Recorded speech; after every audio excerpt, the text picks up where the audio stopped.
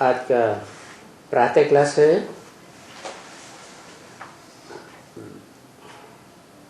6 अप्रैल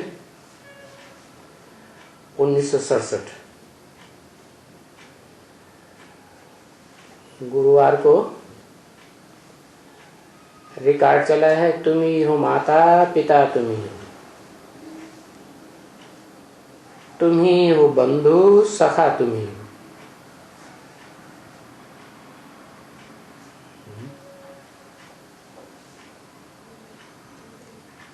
कैसे कैसे बढ़िया रिकॉर्ड है।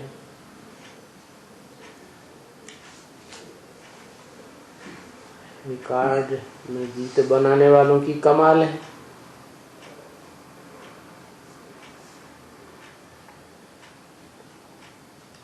ब्रह्मा पुत्र ब्राह्मण तो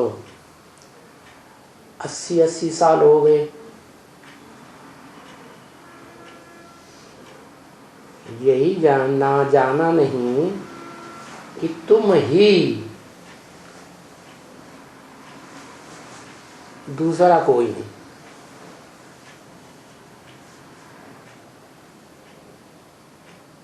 कौन तुम ही? तुम ही हो माता, तुम ही हो पिता, तुम ही बंधु, तुम ही सखा। कौन?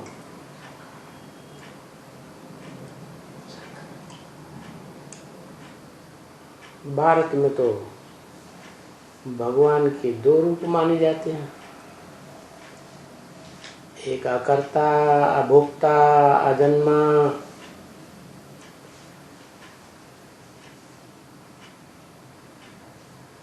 और दूसरा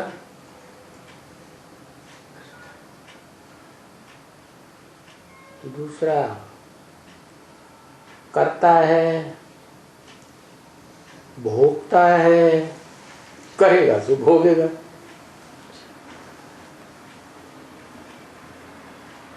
गर्भ से जन्म भी लेता है, जन्म जन्मांतर।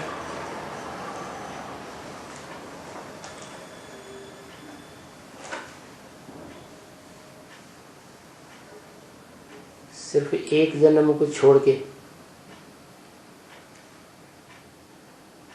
जब अपनी आत्मा के स्वरूप की स्मृति आ जाती है तब की बात है। तो इन दोनों में से ये रिकॉर्ड किसके लिए लागू होता है?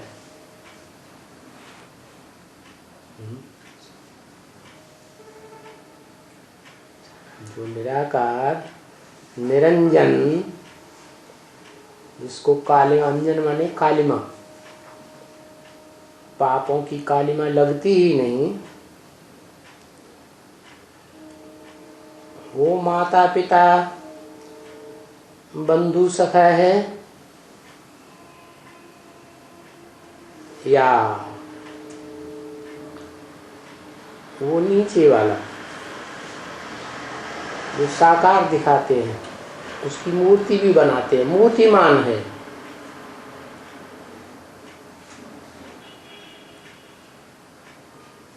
जिसकी यादगार दिखाते हैं भक्ति मार्ग में कि वो ऊपर वाला सदाशिव ज्योतिबिंदु, जिसका एक ही नाम है शिव, उसकी आत्मा का नाम, और कोई की आत्मा का नाम होता ही नहीं। और वो इस सृष्टि पर आता है तो मनुष्य सृष्टि रूपी रंगमंच के जिस हीरो में प्रवेश करता है, जो इस सृष्टि रूपी रंगमंच पर ऑलराउंड पार्ट बजाने वाली आत्मा है, उसका नाम शास्त्रों में शंकर दे दिया है। और उसी शंकर का नाम एकमात्र है इस संसार में जो शिव के साथ जोड़ा जाता है। क्यों? कोई कारण होगा? कारण है कि वो निराकार शिव मुकर्रर रूप से सिर्फ उसी साकार शरीरधारी मूर्तिमान जिसकी मूर्ति है दिखाते हैं शंकर, उस एक में ही मुकर्रर रूप से प्रवेश करता है और में भी आता है, लेकिन किसी को पता नहीं पड़ता क्या कब आया कब चला गया, कोई प्रूफ भी नहीं मिलता।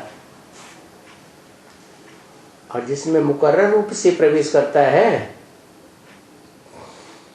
ज्ञानी आत्माएं ज्ञान की गहराई में घुसती हैं, ईश्वरीय महावाक्यों को टटोलती हैं, तो ढेर सारे प्रूफ निकलते हैं जिनसे साबित हो जाता है कि वो उस एक ही मुकर्रर अर्थ में प्रवेश करता है। औरों में भी आता है लेकिन पता नहीं लगता। तो ये दो हैं, एक ऊपर वाली आत्मा और एक नीचे वाली आत्मा। ऊपर वाला तो इस सृष्टि रूपी रंगमंच पर आकर के सदा पर्दे के पीछे रहने वाला डायरेक्टर का पार्ट बजाता है, और बाकी जितनी आत्माएं हैं वो सब एक्टर्स, चाहे वो हीरो हीरोइन ही क्यों नहीं, वो रंगमंच पर सबको देखने में आती हैं प्रत्यक्ष होकर के पार्ट बजाती है।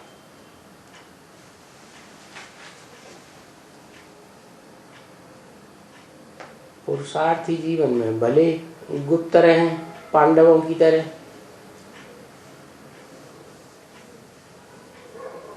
बाकी पुरुषार्थ पूरा होता है तो सारे संसार के सामने प्रत्यक्ष होने लग पड़ती है नंबरवार। तो सवाल ये है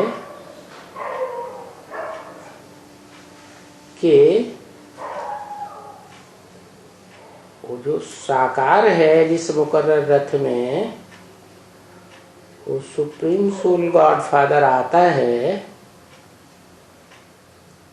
उसे भगवान कहें या सुप्रीम गॉड फादर शिव जिसकी आत्मा का ही नाम शिव है, शरीर होता ही नहीं, उसको भगवान कहें। कौन है माता, कौन है पिता, कौन है सखा, कौन है बंधु?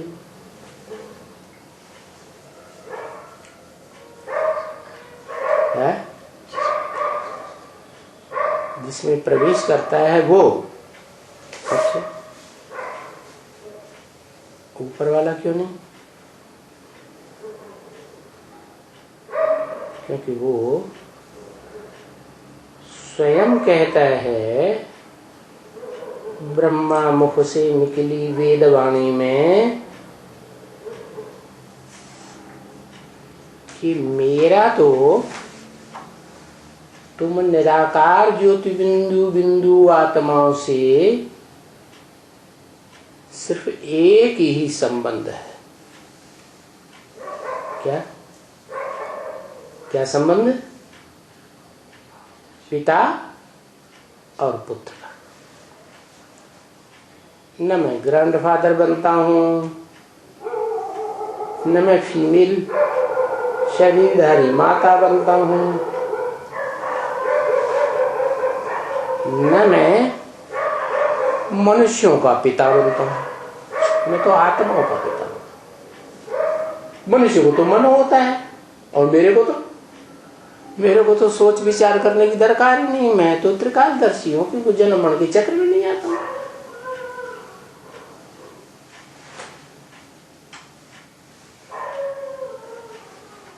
और बंधु भी नहीं। क्या तो सखा, बंधु, माता, पिता, मनुष्य सृष्टि में मैं किसी का नहीं हूं। मैं सिर्फ आत्माओं का पिता। क्यों? क्योंकि जो भी इस मनुष्य सृष्टि की आत्माएं हैं, जब मैं आता हूं कलयुग के अंत में, तो सब अपने स्वरूप को भूल जाती है।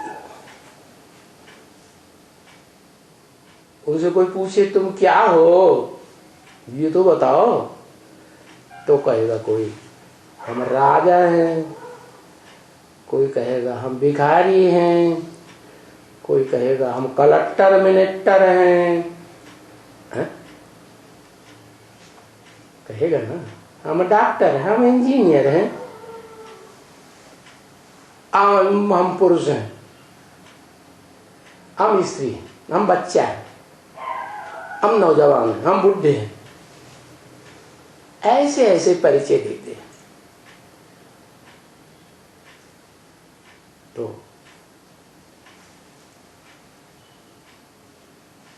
जो आत्माओं का बाप सुप्रीम सोल है, वो आके परिचय देता है तुम्हें ये कुछ भी नहीं हो वास्तव में। क्या डॉक्टर पहले थे, इंजीनियर पहले थे, बुढ़ा पहले थे, जवान पहले थे, कलेक्टर मिनिस्टर पहले थे, राजा थे, हमेशा भिखारी थे? तो नहीं, बदलते रहते। तो वास्तव में तुम क्या हो, वो फिर बताता है कि तुम वास्तव में जो आंखों से ज्योति निकल रही है ना, क्या जब तक इस शरीर की आंखों से ज्योति निकलती है, तब तक तुम आत्मा हो इस शरीर के अंदर, और वो ज्योति निकल जाती है तो आंखें बटन जैसी हो जाती है। तो क्या हो, समझे? तो कहेंगे हाँ हम ज्योति हैं। जो ज्योति निकल जाती है तो मुर्दा हो जाते हैं, आंखों में ज्योति नहीं रहती है। तो इशारा देता है कि दुनिया का सबसे बड़ा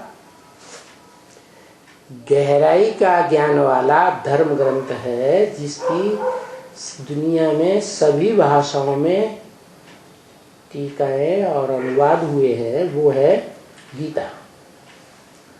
उस गीता में ही लिखा हुआ अणोरणीयांसम अनुस्मरेत। यह जो आत्मा है वो अणु रूप है। जैसे अणु माने एटम, अति सूक्ष्म। अणुअणीयांसम, अणु से भी हम, एटम से भी। एटम तो फिर भी यंत्रों से, वैज्ञानिक यंत्रों से पकड़ में आता है, लेकिन ये ऐसा एटम अणु है जो वैज्ञानिक यंत्रों से भी पकड़ में नहीं आता। इसके लिए वैज्ञानिकों ने कभी चारों तरफ मरते हुए आदमी को भी ये मर जाएगा, चारों तरफ से शीशे में बंद करके रख दिया, मोटे शीशे में, और उसकी आंखों की ज्योति रूपी आत्मा निकली तो शीशा फट गया। इसका मतलब शरीर अंदर है मौजूद, इंद्रियां सारी अंदर हैं, ढांचा पूरा है, लेकिन वो कौन सी ताकत निकल गई जिसने शीशे को भी फाड़ दिया? वो है शक्तिशाली आत्मा, अणुरूप। जैसे एटम बम में बड़ी ताकत होती है, तो वो एटम स्वरूप आत्मा चैतन्य है। तो अणुरूप है, ज्योति स्वरूप है और चैतन्य है, जड़ नहीं है। एटम बम जिससे बनाया जाता है, तो जड़ में ज्यादा ताकत होती है, चैतन्य में ज्यादा ताकत होती है। और वो इस शरीर में रहती कहाँ है? भ्रकुटी के मध्य में रहती है। उसका नाम ये भरी पूरी कुटी, भ्रकुटी। और वो मन बुद्धि की शक्ति से संपन्न है। उसमें संकल्प विकल्प करने वाली शक्ति भी है मन, और फैसला करने और परखने वाली शक्ति भी है बुद्धि। और हर मनुष्य आत्मा के पास अपने अपने प्रकार की मन बुद्धि की शक्ति अलग अलग है, सोचने विचारने की शक्ति। तो आत्माएं, जो मनुष्य आत्माएं हैं, उनमें और सुप्रीम सोल में क्या अंतर है वो बता दिया पहले। सुप्रीम सोल है अकर्ता, अभोक्ता, निरंजन, निराकार, अजन्मा, और इसके उल्टी है मनुष्य आत्मा। तो दो प्रकार की आत्माएं हो गई। कौन कौन सी? एक क्षर, एक अक्षर। क्षर माने क्षरित होने वाली, पतित होने वाली, शक्ति क्षीण होने वाली। अक्षर माने जो कभी क्षरित नहीं होती, पतित नहीं होती, जिसकी शक्ति कभी क्षीण होती ही नहीं। कोई के भी संग के रंग में कितना भी आए, उसकी शक्ति क्षीण नहीं। और इस सृष्टि पर जब आता है तो जो मनुष्य आत्माएं हैं जस्ट उल्टी, पतित बनती रहती हैं, जिंदगी के सुख भोगते भोगते जन्म जन्मांतर क्षरित होती रहती हैं, और शक्ति क्षीण होती रहती है। मनन चिंतन मंथन, मन की शक्ति, निर्णय करने और फैसला करने की शक्ति और परख शक्ति समाप्त होती रहती है। तो अब इन दो प्रकार की आत्माओं में ऊपर वाला तो एक है अकेला, सुप्रीम गॉड फादर। जो नीचे वाली आत्माएं हैं वो नंबरवार है। तो उनमें कोई अव्वल नंबर 1 होगी या नहीं होगी? होगी। जो अव्वल नंबर है उसको मुसलमान लोग आज भी कहते हैं अल्लाह वद्दीन। क्या? जो ऊंचे से ऊंचा है कौन? अल्लाह। ऊंचे से ऊंचा, ऊंच नीच का जो सवाल है वो आत्मलोक में होता है, भगवान के घर में होता है, या इस सृष्टि पर ऊंच नीच का सवाल होता है। तो जब अल्लाह मियाँ कहा जाता है तो वो मियाँ है ना, क्या? पति है ना। और शिव तो पति बनता ही नहीं, ना पत्नी बनता है ना पति बनता है। उसका तो सिर्फ एक ही संबंध, क्या? पिता और आत्मा रूपी बच्चे। तो बताया कि जो ये रिकॉर्ड में बताया गया कि तुम ही माता पिता बंधु सखा गुरु सब कुछ हो, वो किसके लिए कहा गया? एक ऊपर वाले के लिए कहा गया या नीचे वाले के लिए कहा गया? नीचे वाले के लिए कहा है? नीचे वाले के लिए है? नीचे और है नीचे वाले के लिए। ओहो, नीचे वाला जो है साकार है या निराकार है? साकार है। वो निराकार नहीं बनता, साकार निराकार का मेल नहीं बनता। हाँ, तो भले ऊपर वाला प्रवेश करता है, लेकिन प्रवेश करने के बाद जब उसका पुरुषार्थ पूरा होता है नीचे वाले का, हीरो पार्टधारी का, तो वो निराकारी बनता है या नहीं बनता है? तो ब्रह्म महावाक्य है ब्रह्मा के मुख से क्या, कि मैं जब आता हूं, supreme soul God father soul world से आता है, तो तुम बच्चों को नंबरवार आप समान बनाता है। यही बात तुलसीदास ने रामायण में लिख दी। क्या? जिह जानो तेहि देव जनाई, और जानत तुम ही हुई जाई।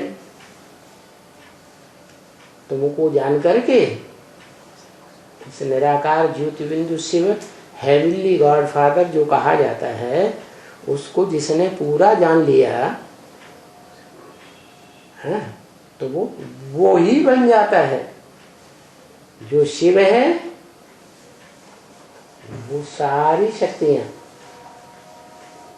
संगम युग में जिसमें मुकर्रर रूप से प्रवेश करता है उसमें आ जाती है। इसलिए भक्ति मार्ग में शिव और शंकर मूर्तिमान, शिव निराकार और शंकर मूर्तिमान, शंकर साकार, दोनों को मिलाकर एक कर दिया। साकार भी है, सगुण भी है, निराकार भी है, निर्गुण भी है। इसलिए तुलसीदास ने कह दिया, सगुण ही अगुण ही नहीं कछु भेदा, उभय हरे भव संभव खेला। दोनों में कोई भेद नहीं है, दोनों ही जो भव सागर है ना, विषय सागर, इसके दुख दर्दों को दूर करने वाले हैं। दोनों दूर करने वाले हैं, तो दोनों को याद करें कि सिर्फ ऊपर वाले को याद करें जो आत्मलोक में रहने वाला है, या नीचे वाले को याद करें? क्या करें? है? नीचे और ऊपर दोनों को याद करें। अच्छा, फिर जिसमें मुकर्रर रूप से आता है हीरो पार्टधारी में, वो किसको याद करता है? हा? किसको याद करता है? वो नीचे वाले को याद करता है। जिस मुकर्रर, वो अपनी आत्मा को याद करता है, अपनी आत्मा जो पत्थर बुद्धि है, किसको याद करता है? साकार को याद करता, निराकार को याद करता, या साकार निराकार दोनों को याद करता है? एक को याद करता है? एक को याद करता है? साकार निराकार दोनों को याद करता है? ऊपर वाले को याद करता है? हाँ, बोला है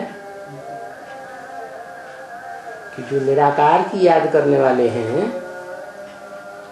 वो गीता में भी बोला है, क्षिप्रगामी होते हैं। उनका पुरुषार्थ तीव्र गति से पूरा हो जाता है। जैसे बोला है जनक के बारे में,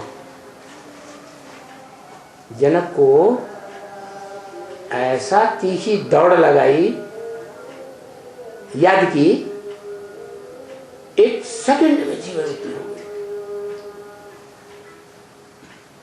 तो फिर और भी तो नंबरवार होंगे कि एक ही होगा निराकार को याद करने वाला? और कौन कौन है? और भी हैं। और कौन कौन है? ये तो हुआ ज्ञान सूर्य, जो एक सेकंड में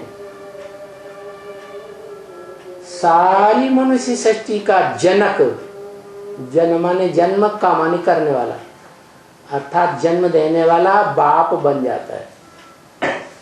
मनुष्य सृष्टि का बीज रूप बाप कहा जाता है। ये तो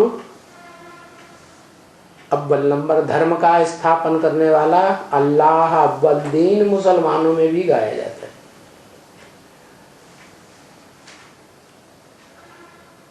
और इसके बाद कोई दूसरा नंबर भी होगा या नहीं होगा? है जो ऊंचे से ऊंचा वंश है, ऊंचे से ऊंचा धर्म वंश है, वो तो हो गया सूर्यवंश।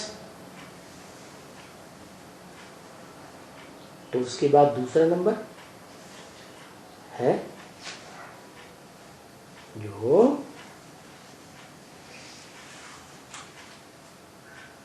सूर्यवंश की स्थापना करने वाला, इस सृष्टि पर चैतन्य सूर्य गाया हुआ है। सूर्य जिससे सूर्यवंश उत्पन्न होता है, तो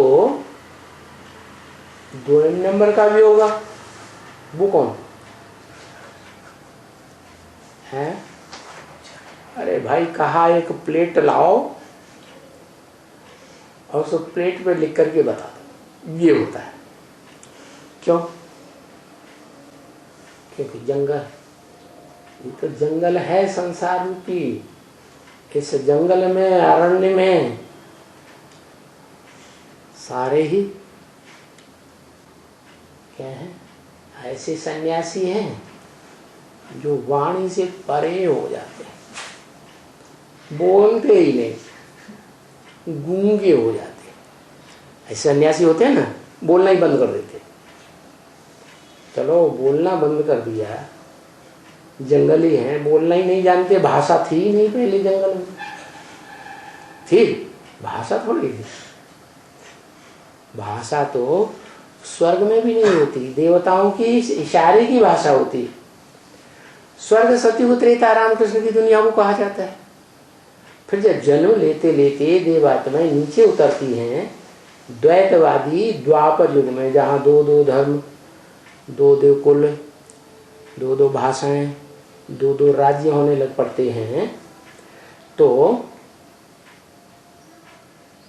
इब्राहिम का इस्लाम धर्म आता है 2500 साल पहले। तो उस द्वैतवादी युग में वो आत्माएं, देव आत्माएं जो हैं, वो 8 कला से नीचे आ जाती। जो 16 कला संपन्न थी सतयुग के आदि में, आदि से भी नीचे आ गई, तो वो पलड़ा हल्का हो गया, पतित हो जाती।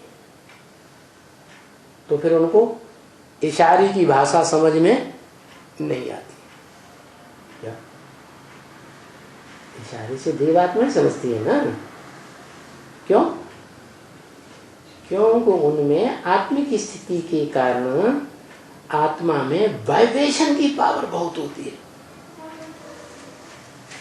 वाइब्रेशन की शक्ति से कोई कितना भी दूर बैठा हुआ हो, वो उसकी पावर को पकड़ लेता है, क्या कहना चाहती है, क्या इसके अंदर संकल्प है, कैच कर लेती है। लेकिन द्वापर युग, द्वैतवादी युग पैदा होता है देह अभिमानी धर्म पिताओं का। देह तो जड़ है, तो वाइब्रेशन को कैच ही नहीं कर पाते। तो फिर क्या जरूरत पड़ती है? वाचा की। लेकिन अब तुरंत थोड़ी वाचा उतर आती है। वाचा तुरंत उतर आएगी क्या है? कैसे डॉक्टर लोग हैं, किसी के गले की आवाज खत्म हो गई तो वो उसके ऑपरेशन करते हैं ना गले का, फिर आवाज आ जाती है, तो टाइम तो लगता है ना। तो द्वापर युग आदि में थोड़ा थोड़ा सात्विकता रहती है, थोड़ा थोड़ा वाइब्रेशन पकड़ते हैं, थोड़ा थोड़ा प्रयास करते हैं गूंगों की तरह। तो अरण्य में क्या करते हैं? लिखा पढ़ती करते हैं। तो प्लेट तो होनी चाहिए कम से कम हाथ में। जल्दी नहीं करते। नहीं तो बाबा कहते हैं डायरेक्शन को सड़ा के खाते हैं। जैसे कोई चीज खाई पी जाती है ना देन, तो ताजी ताजी खाएं तो ज्यादा अच्छी असर करेगी, और सड़ा गला के खाएंगे असर नहीं करती होता। तो ये कौन हुआ माता पिता बंधु सखा सदगुरु? सदगुरु तो साकार को ही कहा जाता है। सुंदर मेला कर दिया जब सदगुरु मिला दलाल, और दलाल तो साकार ही होगा, है? दलाल तो चाहिए। तो वो दलाल जो है वो इस सृष्टि का पहला आदमी, जिसे आदम आदिदेव शंकर कहा जाता है, वो दलाल हो गया सबसे बड़ा। और दलाल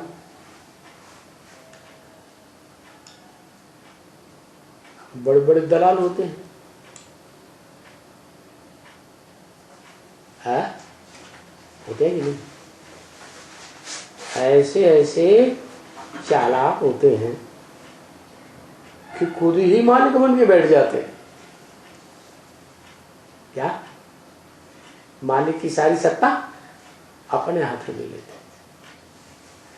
तो देह अभिमानी हुए या आत्मा अभिमानी हुए, है? ऐसी बुद्धि हो गई है, देह अभिमानी हुए ना। तो आत्मा पार्ट बजाते बजाते जब तामसी बनती है तो वो शिवोहम कह के बैठ जाती है। जैसे सन्यासियों ने कलयुग, आज से 1200 वर्ष पहले कलयुग शुरू हुआ और वो सन्यासी शिवोहम कह के बैठ गए, हम ही शिव हैं। आत्मा जो परमात्मा कह के बैठ गए, अहम ब्रह्मास्मि, हम ही ब्रह्म हैं, ये कह के बैठे। वास्तव में जब नई सृष्टि की शुरुआत होती है तो जो सत्व प्रधान, सत्व सदा सत्य, जिसे अंग्रेज लोग कहते हैं गॉड इज ट्रुथ, वो सत्य का अखूट भंडार इस सृष्टि पर आत्मा आती है, सुप्रीम सोल, और जिस व्यक्ति में प्रवेश करती है वो व्यक्ति इस रूप में प्रवेश करती है कि वो व्यक्ति अपन को कभी भी भगवान नहीं कहता। जैसे ही प्रवेश की तो संग किसका लगा? है? सत्य का संग लगा, और सत्य ने ही उस तामसी शरीरधारी को कंट्रोल किया। तो क्या कहेंगे उसको? वो तामसी शरीरधारी जो वाचा उच्चारेगा, देखेगा, तो सात्विक बोलेगा कि तामसी बात बोलेगा, सात्विक ही बोलेगा, क्योंकि कंट्रोल तो सत्य का है ना। तो आदि में ये स्टेज होती है, फिर दुनिया की हर बात 4 अवस्थाओं से गुजरती है, हर चीज 4 अवस्थाओं से गुजरती है। तो ज्ञान भी क्या होता है? 4 अवस्थाओं से गुजरता है, सतो प्रधान, सतो सामान्य, रजो और तमो। तो कलयुग के अंत और सतयुग के आदि के शूटिंग काल में जब 5000 वर्ष की सृष्टि की शूटिंग होती है, रिहर्सल होती है, उस पीरियड में ये चारों अवस्थाएं चलती हैं मनुष्यात्माओं की। तो जो हीरो पार्टधारी है वो भी चार अवस्थाओं से गुजरता है। पहले सतो प्रधान, फिर सतो सामान्य, फिर रजो और अंत में तम। जब तामसी हो जाता है तो फिर वो मनमाने कर्म करता है।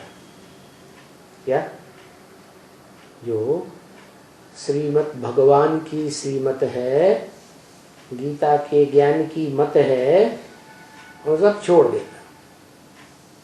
भगवान क्या कहते हैं? किसी को दुख, ऐसे कर्म करो जो किसी को दुख न हो।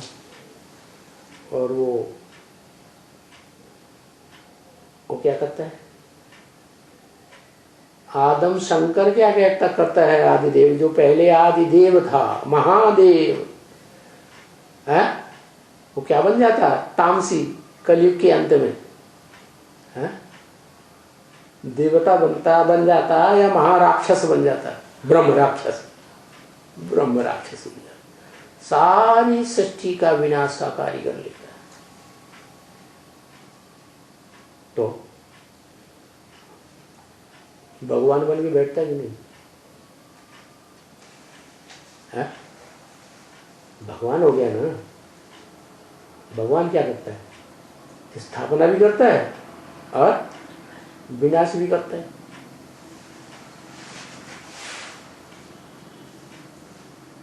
कल्पांतकारी कहा जाता है, कल्पकांत भी करता है। तो अपने को क्या समझ लिया फिर? साक्षात शिव समझ लिया या नहीं समझ लिया है? दलाल बना या मालिक बन गया है? सृष्टि का मालिक बन। तो अब बताओ, ये जो बोला है त्वमेव माता च पिता त्वमेव बंधु च सखा,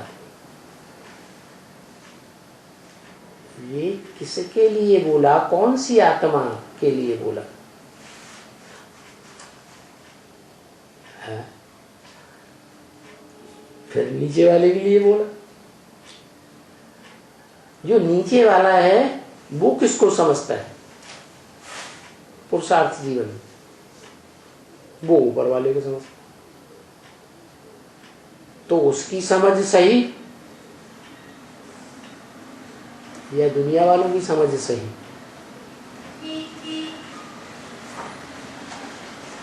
है? सही समझ किसकी? हीरो पार्टधारी ने जो समझा, कौन है माता, कौन है पिता, कौन है बंधु, कौन है सखा, वो सही? या दुनिया वालों ने जो शिवलिंग बनाया, पुरानी खुदाइयों में सबसे जास्ती लिंग मूर्तियां मिली। इसे साबित है कि इस दुनिया की सार्वभौम सत्ता शिवलिंग है। और भारत में तो मान्यता है। तो जिसे शिवलिंग की पूजा होती है वो कौन है?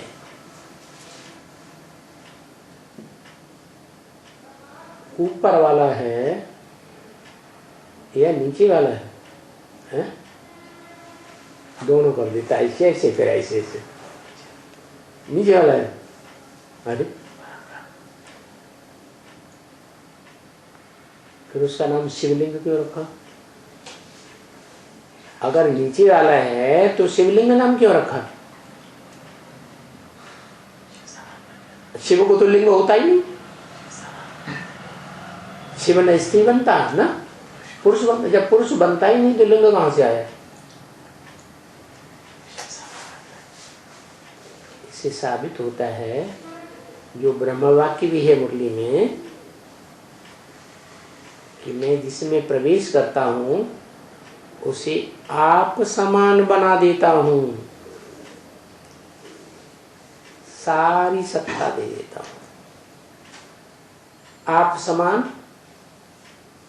अकूट ज्ञान का भंडार भी बना देता हूं उस संगम युग में। आप समान निराकारी भी बना देता हूं, निर्विकारी भी बना देता हूं, निरहंकारी भी बना देता हूं। देह का कोई अहंकार नहीं, जैसे देह है ही नहीं। माना ऐसे कर्म करता है कि आंख है, खुली रहती है लेकिन देखता ही नहीं, कान है लेकिन कान चारों ओर की आवाज सुनते ही नहीं। ऐसे ही ज्ञानेंद्रियों की तरह कर्मेंद्रियां भी हैं, भले कामेंद्रिय ही क्यों न हो। जिस काम को जीतना मनुष्यों के लिए मुश्किल है, बड़ा मुश्किल, तो उससे भी कर्म करे, लेकिन कर्म का कोई सुख न भोगे, उसमें कोई लगाव नहीं। देह है, देह की इंद्रियां हैं, इंद्रियों में सबसे प्रबल 11वीं इंद्रिय मन भी है उस व्यक्तित्व में, लेकिन ऐसा संपन्न पुरुषार्थी बनता है कि मन में कोई संकल्प नहीं। जैसे गीता में लिखा है, नहीं संन्यस्त संकल्पो योगी भवति कश्चन। माने जिसने संकल्पों का पूरा त्याग नहीं किया है वो योगी कैसे हो सकता है। तो इस बात में सभी मनुष्यात्माएं नंबरवार हो जाती है। वो एक हीरो पार्टधारी अव्वल नंबर निकलता है, जो अव्वल नंबर दुनिया का धर्म स्थापन करने का निमित्त बनता है। इसलिए मुसलमानों ने भी कहा है, आदम को खुदा मत कहो। क्यों? आदम को खुदा मत कहो, आदम खुदा नहीं, लेकिन खुदा के नूर से आदम जुदा नहीं। मन खुदा क्यों नहीं कहें? इसलिए नहीं कहें कि खुदा तो बुलाने से नहीं आता। भक्ति मार्ग में 2500 साल बुलाते रहे। द्वापर में द्वैतवादी, द्वापर से जब से दुनिया दो धर्म दो राज्य शुरू हुए, बुलाते रहे। क्या वो बुलाने से आया? नहीं आया। वो अपने आप आता है, खुद आता है, तो उसका नाम खुदा है। और रामकृष्ण वाली आत्माएं या जो देव आत्माएं हैं, उनका तो आवाहन करते हैं तो फटाक से आ जाती। भूत प्रेत आत्माएं हैं, उनका भी आवाहन करते हैं तो आ जाती है कि नहीं? आवाहन करने से आती है ना। देखो ब्रह्मा कुमारियों में, गुलजार दादी में सूक्ष्म शरीरधारी ब्रह्मा की आत्मा को 1 घंटा बैठ करके आवाहन करते हैं ना, तो ब्रह्मा की आत्मा आ जाती है। परंतु ब्रह्मा के तन में जब शिव आते थे तो ब्रह्मा को भी पता ही नहीं लगता था कब आता और कब चला जाता। तो वो खुदा आता है। इसलिए खुदा तो खुदा ही है, वो उसको बुलाने की तो दरकार ही नहीं है।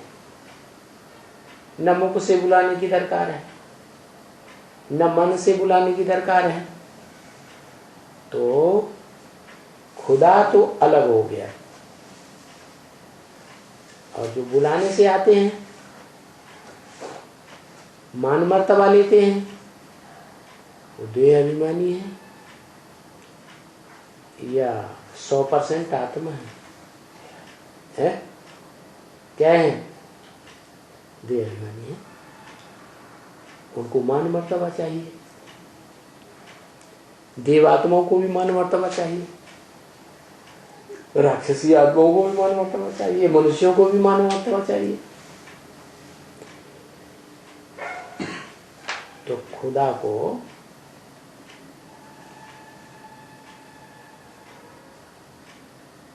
खुदा ही कहना पड़ेगा। आदम खुदा नहीं है, क्योंकि आदम तो इस सृष्टि का पहला आदमी है, मनुष्य है।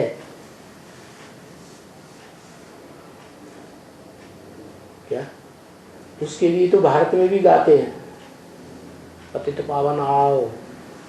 क्या गाते हैं? हे पतित पावन आओ, आ करके हम पतितों को पावन बनाओ, बुलाते हैं ना। तो फिर जो नहीं बुलाते हैं तो वो पति से पावन बनते भी नहीं। देखो कितना अहंकार।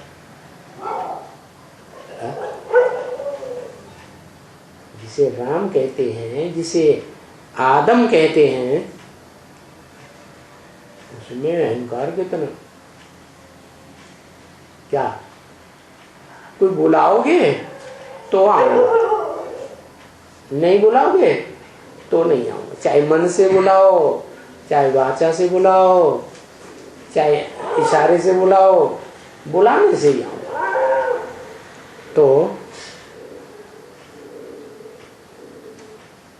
वो ऊंची से ऊंची देवात्मा कही जा सकती है,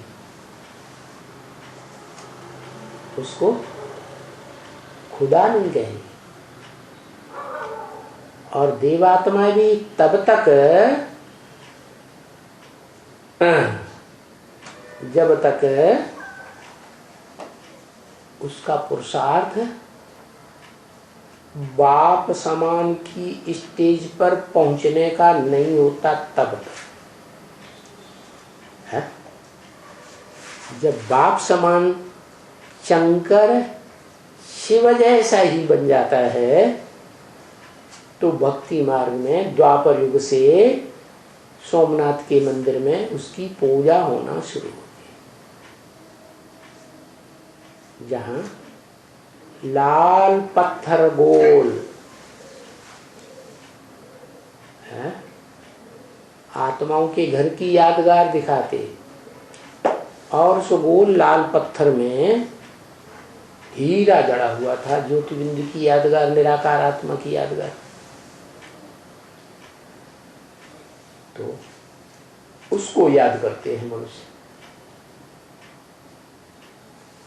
जो लिंग है पत्थर का,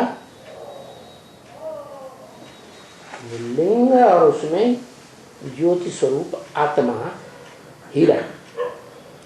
कौन से है ये आत्मा?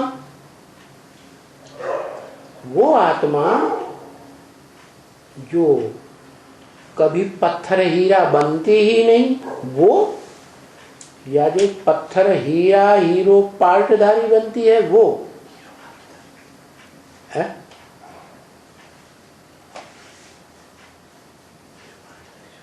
एक तो है ऊपर वाला, वो हीरो पार्टधारी बनता ही नहीं, वो तो डायरेक्टर है, रंगमंच पर आता ही नहीं। और एक है रंगमंच पर आदि से लेकर अंत तक पार्ट बजाने वाला हीरो पार्टधारी, मनुष्य सृष्टि की बीज रूप आत्मा राम।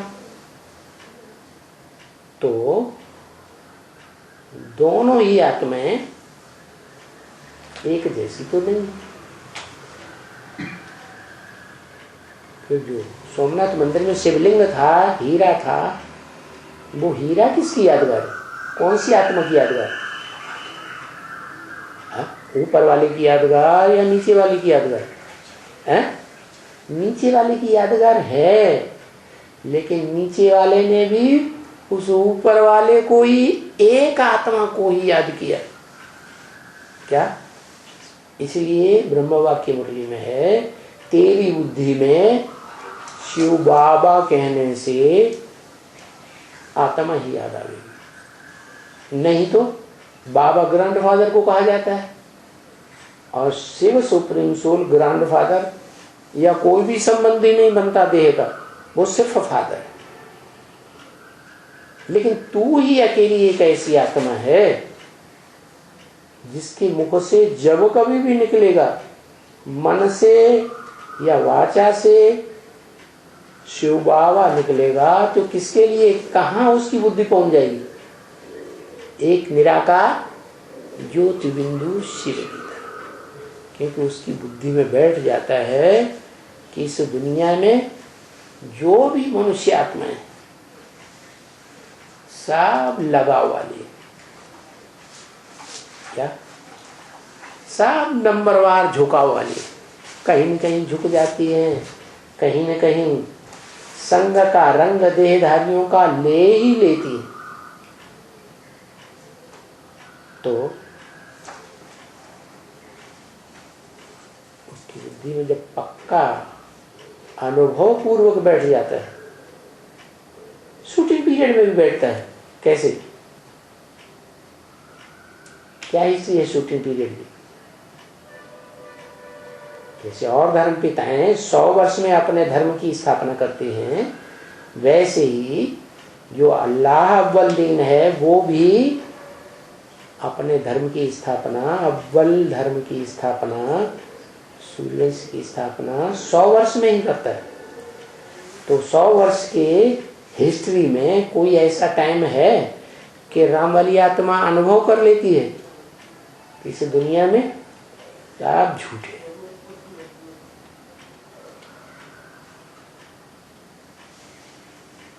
कोई सदाकाल साथ देने वाला नहीं होता। आज साथी बनते हैं और कल विरोध करने लग पड़ते हैं। तो उसने कब अनुभव किया है? नीचे अनुभव किया। 100 साल के संगम में कब अनुभव किया? मध्य में, अंत में, आदि में कब अनुभव किया? आदि में अनुभव कर लिया। क्या ओम मंडली बनी, सब छोड़ के चले गए। यहां तक कि जो दूसरी पीढ़ी में उसका बच्चा जन्म लेता है, कृष्ण वाली आत्मा, वो भी छोड़ जाती, भाग जाती। तो सभी धोखेबाज निकल गए। जब वही आत्मा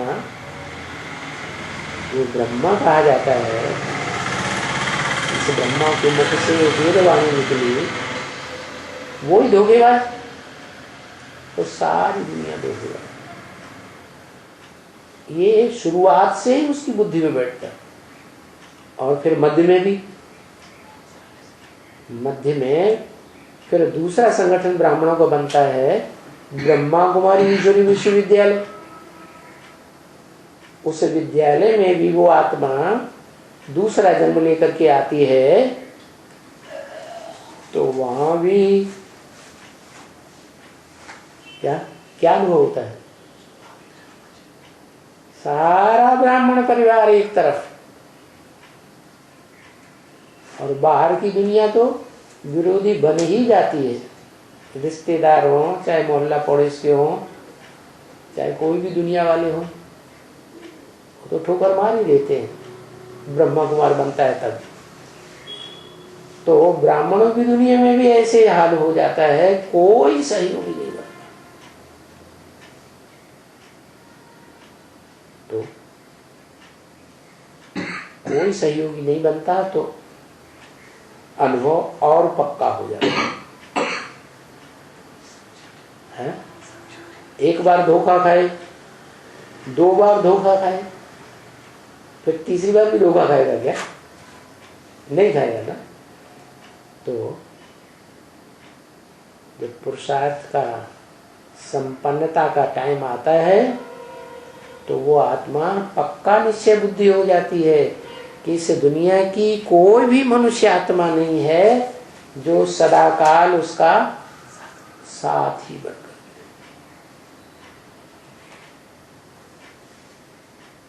चाहे कितनी भी पवित्र हो।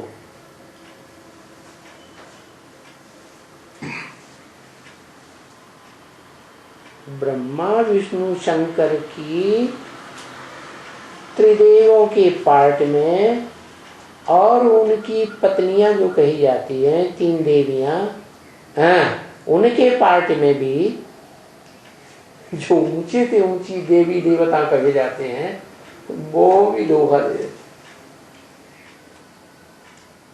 क्या ब्रह्मा का पार्ट बजाने वाली, ब्रह्म वाक्य उच्चारण करने वाली आत्मा का तो पहले ही बता दिया। ओम मंडली में ही सर पर पांव रख के भाग गई। सिंध हैदराबाद में धोबी घाट को लेके झगड़ा शुरू हुआ तो, और मध्य में भी न ब्रह्मा वाली आत्मा सहयोगी, न कोई ब्राह्मण सहयोगी, न दुनिया वाला कोई सहयोगी।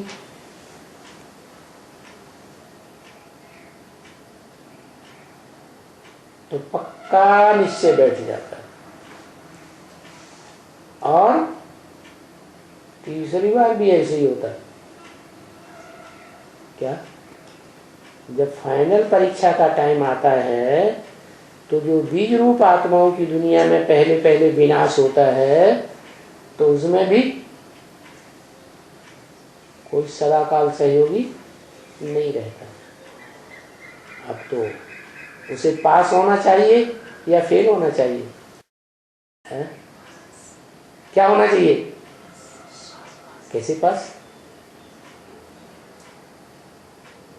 अरे भाई जानता है ना, 1 बार माफ, 2 बार माफ, अब तो नष्ट हुआ हो जाओ है कि फिर भी नहीं? देहधारियों से नष्ट हुआ नहीं होना, होना कि नहीं होना? होना चाहिए। तो वो आत्मा 2 बार धोखा खा के पक्की हो गई तो किसी देहधारी में पूरा विश्वास पैदा नहीं होता। तो एक ही आत्मा रह जाती है। कौन? जो कभी पतित नहीं बनती, कभी किसी के संग के रंग में नहीं आती। आत्मलोक में आत्माओं का बाप सुप्रीम सोल शिव, ज्योति बिंदु जिसका नाम है शिव, बस वो ही पार लगाने वाला है और कोई भी पार लगाने वाला नहीं। तो किसको याद करेगी? उसी को याद करेगी कि कोई दूसरे को याद करेगी? हैं? शंकर पार्वती को याद करेगा? नहीं करेगा। करेगा या नहीं करेगा? है? नहीं करेगा ना।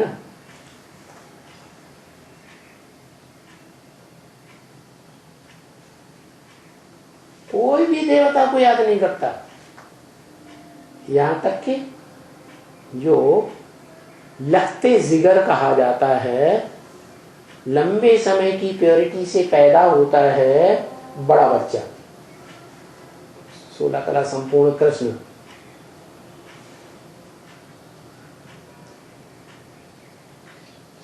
तो वो उसको भी नहीं याद करता। वो भी सदाकाल का सहयोगी बन ही नहीं सकता। तो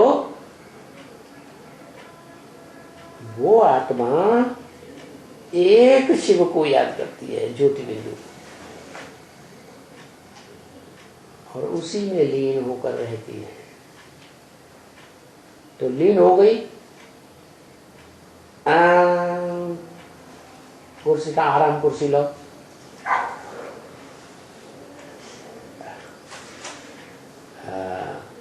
तो लीन हो गई। जैसे चुल्लू भर पानी समंदर में से लो, अलग है, फिर उसी में मिला दो, तो लीन हो गया कि वो निकाला जा सकता है? वो चुल्लू भर पानी नहीं निकाला जा, लीन हो गया, एक हो गया। चुल्लू भर पानी समंदर में मिलके एक हो गया। ऐसे ही लवलीन स्टेज को धारण करने वाली वो आत्मा शिव ही बन गई या नहीं बन गई? बन गई है? कहें कि शिव बन गई? कहें शिव बन गई या नहीं बन गई? और शिवलिंग की पूजा करते हैं लोग या नहीं करते? सारा संसार तो शिव है या नहीं?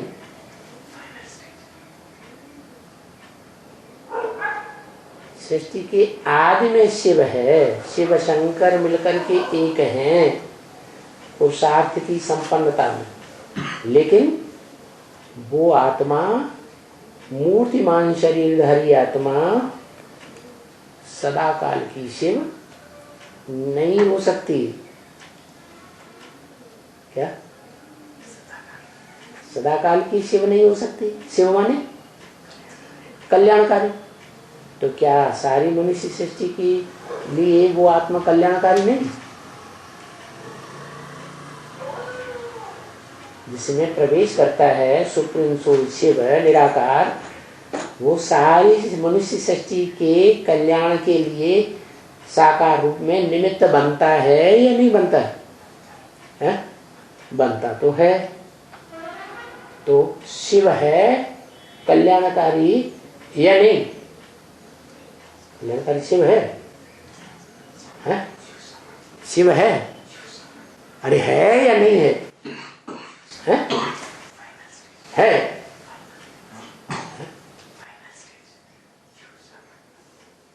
अपना कल्याण कर लेता है, अपने लिए कल्याणकारी है? अरे सारी दुनिया का जिस समय विनाश हो रहा होगा, 500, 700, 750 करोड़ भी मनुष्य आत्मा का वो काम विकार की आग में जल रही होगी, तो वो विषपाई का पार्ट बजाता है।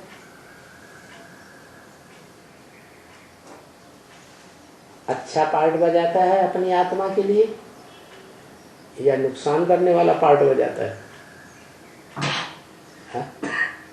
कैसा पार्ट बजाता है? अपने लिए सुखदाई पार्ट बजाता है?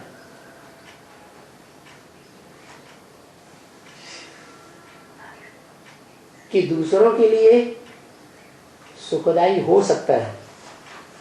जो मुरली में बोला ब्रह्म वाक्य में कि दुनिया की ऐसी कोई बात नहीं, कोई पार्ट नहीं जो तेरे पर लागू ना होता हो। तो हनुमान का पार्ट भी उस पर लागू होता है कि नहीं है? हनुमान पूछ से ही अपनी सेवा करता है, ऐसे मुरली में बोला। हनुमान जो है, बंदर दो तरह के होते हैं, एक काले मुंह वाले, एक लाल मुंह वाले। लाल मुंह वाले क्रिश्चियन या कृष्ण से उनकी राशि मिलाई जाती है, क्रोधी, और एक काले मुंह वाले। काले मुंह वाले बहुत विकारी होते हैं काम विकार से। तो वो जो काला मुंह वाला दिखाया जाता है जगन्नाथ, सारे जगत का नाथ, 500-700 करोड़ का नाथ, वो काले कर्म अंत तक करता है। इसलिए अंतिम जन्म में भी उसको कहाँ जन्म मिलता है?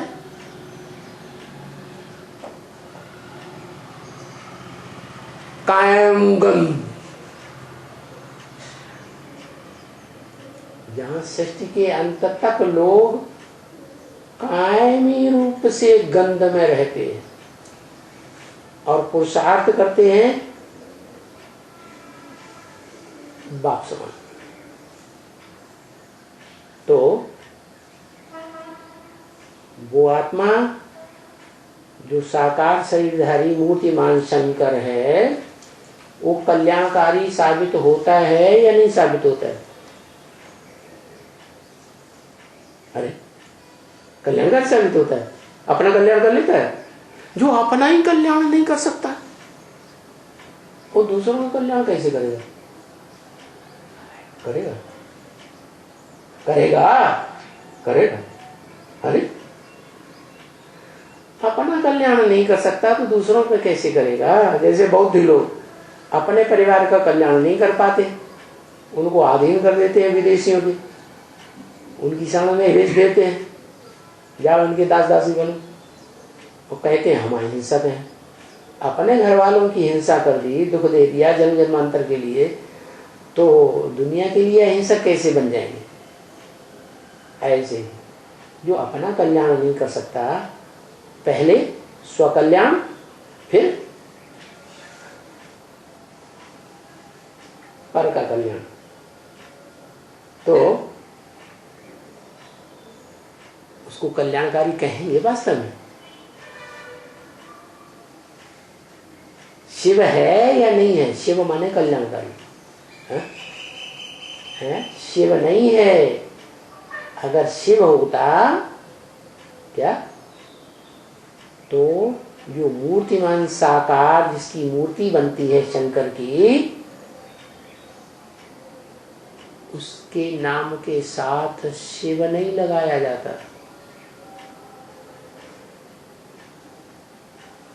वो शिव समान बनता है तब ही जब उसकी स्मृति में समाया हुआ है। कौन? शिव। वो स्वयं शिव नहीं है, उसकी स्मृति में जब तक समाया हुआ है संगम युग में, तो वो शूटिंग कर रहा है कल्याण की, माने सृष्टि के अंत तक कल्याण की शूटिंग करता है। इसलिए जो सदा कल्याणकारी शिव है, सदा शिव, ओहो ज्योतिबिंदु शिव, तो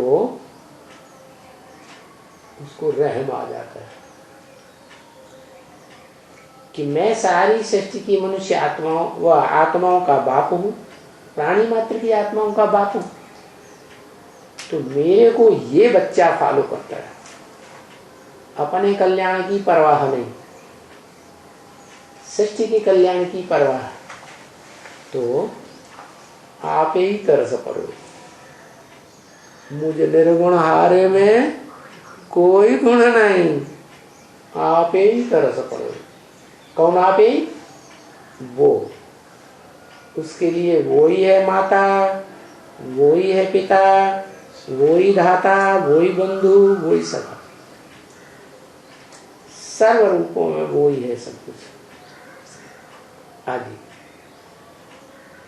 तो रिकॉर्ड तो देखो कितना बढ़िया है, बनाया है फिल्मकारों ने, जिनको दुनिया के लोग समझते हैं ये तो नचकैया हैं, विद्वान पंडित आचार्य ऐसे ही समझे, लेकिन उनके गीत में कितनी भावभंगिमा भरी पड़ी है। जैसे कवियों की कविता को या तो वो कवि समझ सकते हैं, या तो रवि सूर्य उतर आए तो वो समझा सकता है। ओम शांति। इंडिया के कुंभकर्ण जागेंगे, सन्यासी भी है, और वो जागेंगे तो यूपी को धर्म युद्ध का खेल दिखाना है।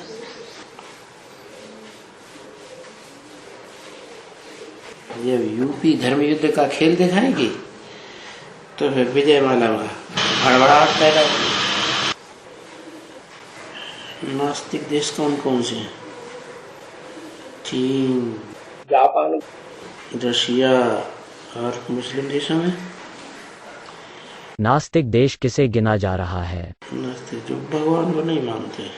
मुस्लिम देशों में तो सारे इस्लामी कानून है। उनकी बात थोड़ी कहते हैं, वो तो मानते हैं जन्नत को, खुदा को भी मानते हैं।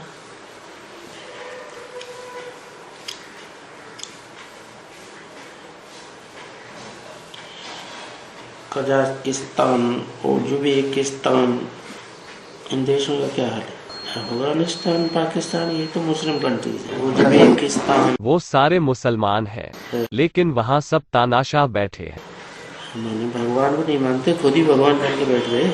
है तो मुसलमान, है मुसलमान, लेकिन सत्ता जो है तानाशाह के हाथ में है। हाँ, तो यथा राजा तथा प्रजा हो जाएगी। तानाशाह मतलब हम खुद ही सब कुछ हैं। डिक्टेटर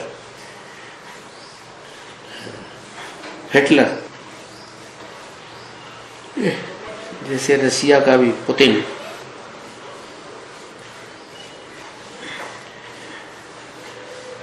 नॉर्थ कोरिया का किम जोंग,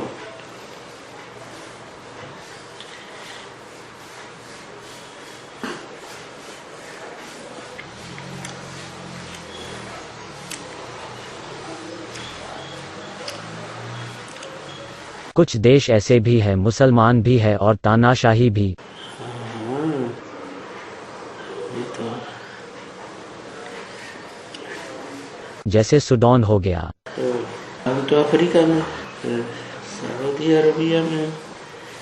अभी राजा का जो पुत्र है उसने दुर्योधन जैसे सारी सत्ता अपने हाथ में ले ली अच्छा और सारे विरोधियों को जेल में डाल दिया। अच्छा।